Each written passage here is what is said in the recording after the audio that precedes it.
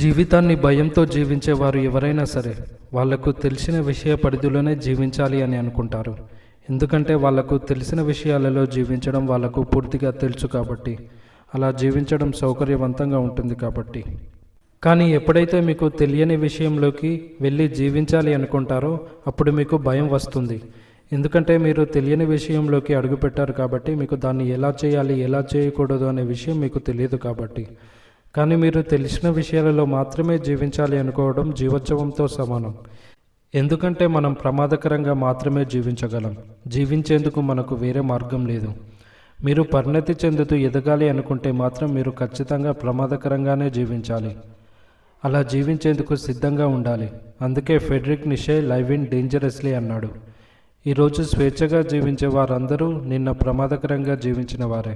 మన పెద్దలు మతాలు అందరూ కూడా మనకు రేపటి గురించి బోధించారు. మీ పిల్లలను తమ్ముళ్లను చెల్లెలను మీరు నిజంగా ప్రేమిస్తున్నట్టయితే వాళ్లకు ఎప్పుడు కూడా అబద్ధాలను చెప్పకండి, మీ నమ్మకాలను చెప్పకండి. నాకు తెలియదు అని చెప్పండి, లేదా తెలుసుకొని చెప్తాను అని చెప్పండి. వాళ్లకు అన్ని నిజాలు మాత్రమే చెప్తూ వాళ్ళు నిజాయితీగా ఉండేలా చూడండి. ఒక సైకాలజిస్ట్ చెప్పినట్టు మనుషులకు 3 రకాల భయాలు ఉంటాయట. 1 పిచ్చి పడుతుందేమో అన్న భయం, 2 లైంగిక భావప్రాప్తిలోకి వెళ్ళాలంటే భయం, 3 మరణ భయం. మన మానవాళికి ఏది కూడా నిషిద్ధం కాదు. అది సెక్స్ కావచ్చు, మరణం కావచ్చు. ఇవన్నీ మన జీవితంలో భాగం. అందుకే ఎవరైనా సరే సంపూర్ణంగా జీవించాలి, సంపూర్ణంగా మరణించాలి. అందరూ నడిచే దారిలో మనం వెళ్ళకపోతే మనకు పిచ్చి పడుతుంది అని అంటారు. అందుకే ప్రతి ఒక్కరూ కూడా ఏదో ఒక మతానికో చర్చికో తెగకో వర్గానికో చెంది ఒక గుంపులో భాగమయ్యి ఆ గుంపునే పట్టుకొని వేలాడుతూ ఉంటారు. ఎందుకంటే ఒంటరిగా ఉండాలంటే మీకు భయం. ఆ గుంపు నుంచి బయటపడ్డ అతను గుంపు నుంచి లభిస్తున్న అన్ని మద్దతులు ప్రయోజనాలు కోల్పోయి ఒంటరి అవుతాడు. అందుకే మొత్తం మానవాళి ఆ పిచ్చిలోనే జీవిస్తుంది. స్వర్గంలో జీవించాల్సిన మొత్తం మానవాళి మరణ భయంతో నరకంలో జీవిస్తుంది.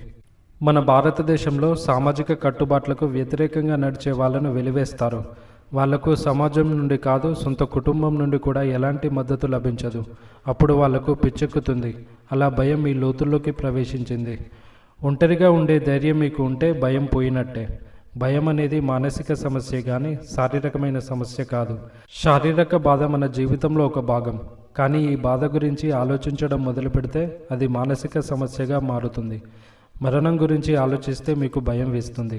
కానీ మరణం వచ్చినప్పుడు మీకు ఎలాంటి భయం ఉండదు.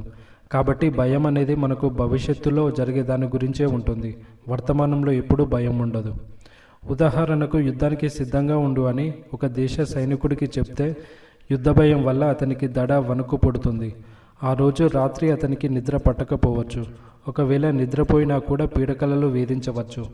కానీ ఆ సైనికుడు ఒకసారి ఆ యుద్ధరంగంలోకి అడుగుపెట్టగానే తూటాలు పక్క నుంచి పోతున్నా, బాంబులు పక్కన పడుతున్నా సరే అతనికి ఎలాంటి భయం ఉండదు.